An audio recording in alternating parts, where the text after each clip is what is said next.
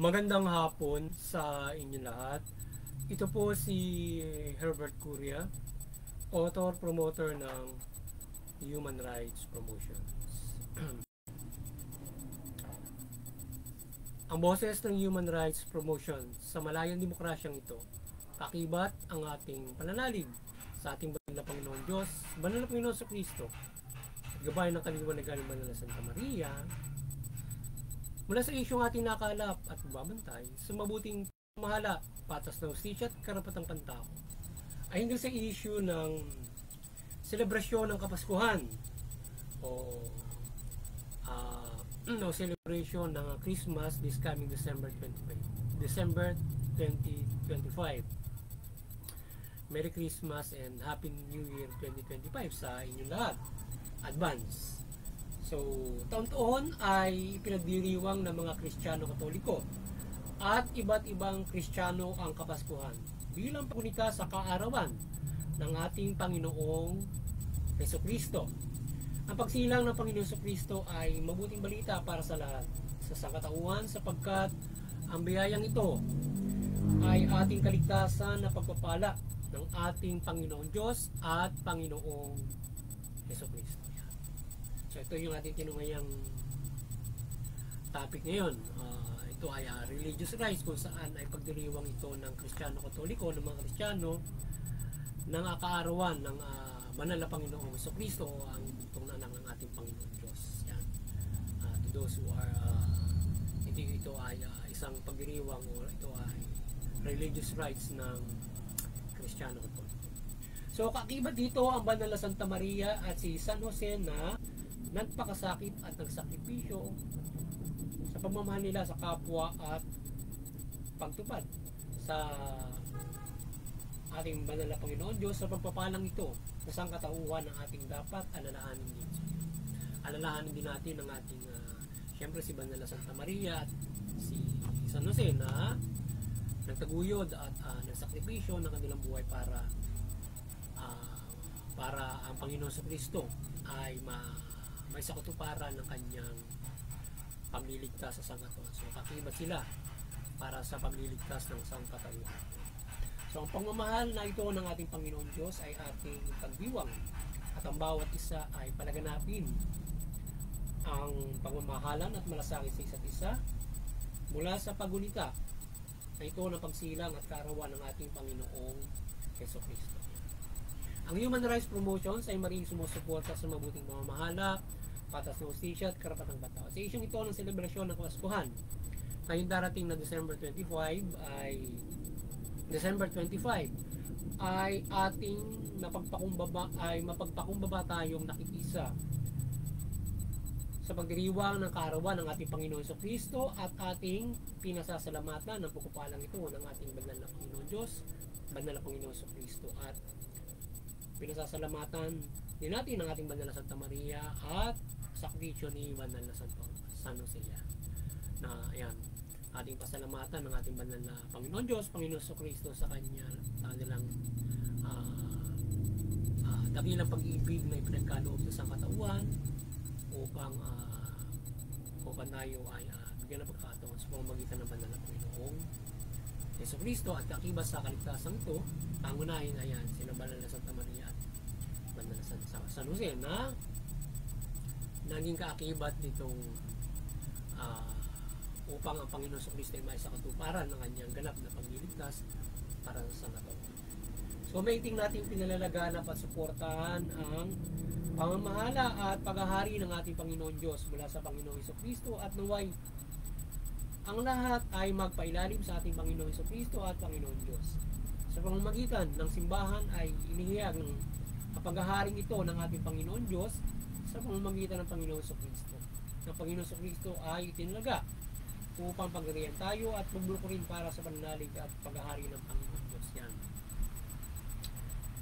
Palaganapin natin na suportahan ang paghaharing ito ng ating banal na Panginoon Diyos sa pamamagitan ng banal na Panginoong Jesucristo. Yan. At sa pamamagitan ng kanilang pagtatag ng simbahan mula sa kinabanal na Panginoong Jesucristo ay dito inihahayag ang paghahari ng ating banal na Panginoon Diyos mula Panginoon sa Kristo na tayong lahat ay pinagbubuklod para sa pananampalataya sa Panginoon Diyos. O paghahari ng Panginoon Diyos mula sa banal na Panginoon sa Kristo na itinalaga ng ating banal na Panginoon Diyos para tayo ay pagbuklurin, pagharian para sa Panginoon Diyos. Yan ang nais niya, na yung lahat ng mga bansa ay pangharian ng Panginoon sa Kristo in faith to God. So yun ang nais niya ng ating banal na Panginoon Diyos, na sinakatuparan ng banal na Panginoon Diyos. Hindi lamang yun, kundi yun ay pagbibigay pagkakataon sa kaligtasan nating lahat mula sa Panginoon sa Kristo at pagsasakripisyo niya sa mabuting balita. So ating palaganapin ang mabuting balita at sundin ito sa anumang ating makakaya at isabuhay ito sa lahat ng ating gawa na mabuti. Ang pag-ibig ng Diyos at Panginoon sa Kristo ay ating isabuhay upang mamuhay tayo ng banal at matuwid at makatarungan at masunod natin ng Panginoon Diyos at Panginoon sa Kristo sa pagtalima ng mabuting balita. Yan. So palaganapin natin yung mabuting balita at at isabuhay natin ang pag-ibig ng ating banal na Panginoon Diyos upang masunod natin yung ating mabuting balita, na tayo ay mabuklod sa pag-ibig sa pananampalataya sa Panginoon Diyos mula Panginoong Jesucristo. Yan. Muli, ang karapatan natin sa reliyon ay malaga na ating suportahan upang ang bawat tao at grupo ay malaya makapagsapraktika na kanilang mga paniniwala kagaya ng pagdiriwang ng Kapaskuhan. Ito ay malayang karapatan ng mga Kristiyano na nirespeto sa buong mundo, na mai-celebrate ito na nagdudulot ng pag-ibig at mabubuting bagay, kapayapaan at pagkilala at gulita sa ating Panginoon sa Kristo, Panginoon Diyos mula sa Panginoong Jesucristo. Yan. Kaya tayo ay yung ating karapatang pantao, ito ay ating suportahan upang yung ating paniniwala ay ating paniniwala o ating reliyon ay maprotektahan sa pamamagitan noong karapatang pantao, na hindi ito hindi kagaya ng mga panahon noon, ng panahon ni banal na Panginoon sa Kristo, na pine-persecute yung mga Kristiyano at iba't ibang mga reliyon ng mga nung ilang mga kapamahalaan noon or mga nangingibabaw na mga reliyon noon. So nagkakaroon ng tunggalian sa reliyon noon at hindi patas noong mga panahon noon at iba't ibang pagtingin ng pama. So ngayon ay maging patas ang buong mundo through the human rights in our belief. So kaya suportahan natin para tayo ay nakapagsasapraktika ng maayos ng ating karapatan. Kaya sa buong mundo na naipagdiriwang ang Kapaskuhan upang gulitin natin ang kaarawan ng ating Panginoon sa Kristo, at ito ay nagbibigay ng mahalagang paalala para sa ating pananampalataya sa Panginoon Diyos mula sa Panginoon sa Kristo. Yan. Na tayo ay manampalataya sa Panginoon Diyos sa pamamagitan niya at kanyang isinagawa o inahayag mula doon sa mabuting balita. Yan. Kaya tayo ay suportahan natin yung karapatang pantao niyan para tayo ay hindi tayo nagiging yung pananampalataya ay ito ay pinagbabawal sa isang bansa o sa anumang bansa. So naging fair for everyone ang mga bansa sa bawat mga religion. Bagamat may mga bansa na talagang kagaya noong unang panahon na kapag ikaw ay mga reliyon, talagang ginigipit nila at hindi nila pinababayaan na ito ay makapagsapla. Mga hanggang sa ngayon meron ganun pa rin na mga relihiyon at mga bansa na ganun ginigipit yung relihiyon. So dapat ay ito ay maging fair to everyone, na may sa praktika yung bawat mga religion o mga paniniwala. So naway gabayan tayo ng ating Panginoon Diyos at Panginoon sa Kristo sa pag-celebrate ng kanyang kaarawan, at ang pagpapala nila ay pagkaloob sa mundo mula sa bawat isa niya. Ang kapayapaan, kaunlaran buhay at kalusugan at paggabay sa pananalig ay kanilang ipagkaloob sa atin. Dalangin natin, dalangin ng Human Rights Promotions na ipagpala ng Panginoon Diyos at Panginoon sa Kristo na maipatupad ng lubos ang human rights o karapatang pantao sa buong mundo, mula sa bansang Pilipinas at umuhay ang lahat ayon dito.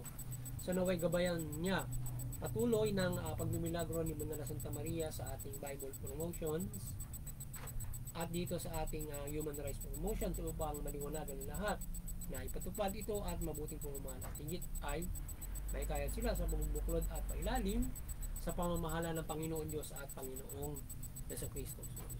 So sana dalangin ng human rights promotions, dalangin natin na tayo ay gabayan at ang marami ang buong mundo sa pagpapatupad ng karapatang pala. So everybody live according to rights at yung ating reliyon tayo ng pananampalataya na maayos. Yan. Nare-respeto tayo sa ating pananampalataya at hindi tayo na yung ginugulo. Yan. Para mahirapan tayo mananampalataya. Yan. At sana ay pagkaloob nga yung human rights para sa lahat. Yan. Muli, maliwanagan ni Manala Santa Maria ang sangkatauhan mula bansang Pilipinas at yung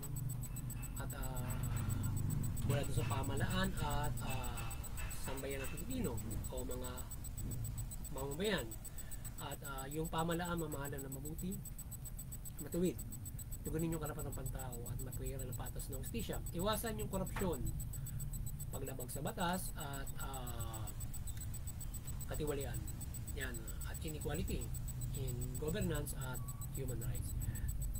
Doon naman sa mga mamamayan o sa lipunang Pilipino, iwasan yung paglabag sa batas. Suportahan yung ating pamahalaan sa mabuting pamahalaan at ang hustisya, karapatang pantao. Iwasan yung paglabag sa batas at maiwasan natin yung kabuluhan, maiwasan natin yung kapahamakan, bagkos ay at iwasan yung paglaban sa pamahalaan. Bagkos ay na magkakaroon tayo ng kapayapaan, kaunlaran at mabuting pamumuhay. At higit sa lahat ay makapananampalataya tayo ng lubos sa ating banal na Panginoon Diyos mula sa banal na Panginoon Jesucristo at magkaroon tayo ng malaking pag-asa sa ating kaligtasan spiritual mula dito sa ating kung tayo ay makapananampalataya ng may kagaanan o may kaunlaran. Ngayon kung tayo man ay manampalataya ng anumang sitwasyon, status natin, maging matibay tayo kagaya ng aral ng ating banal na Panginoon Diyos sa mabuting balita na kahit na abutin natin ang kagaya ng ginagawa ng Panginoon sa Kristo, tayo ay matibay sa pananampalataya sa Panginoon Diyos, so hindi tayo gagawa ng masama at magpapagiral tayo ng malasakit at pag-ibig sa pag-isa. Yun, muli magandang hapon sa inyo lahat at sana ay nakapagsabaw sa naman ang human rights promotion sa linggong ito hinggil sa karapatang pantao mula dito sa issue ng religious rights o pagdiriwan ng kamaskuhan ng Kristiyano. Muli, advance Merry Christmas and Happy New Year. Yan. Muli, dalangin natin ang pagpapala ng ating banal na Panginoon Diyos sa lahat. Pagkalooban tayo ng pagkaloob ang human rights, protection, kalusugan, buhay yan. At pagpala ng ating banal na Panginoon Diyos mula Panginoon Jesucristo at pagbukulan rin tayo sa kaliwanag ng buhay at protection. Yan ang hapos sa inyo lahat at God bless you.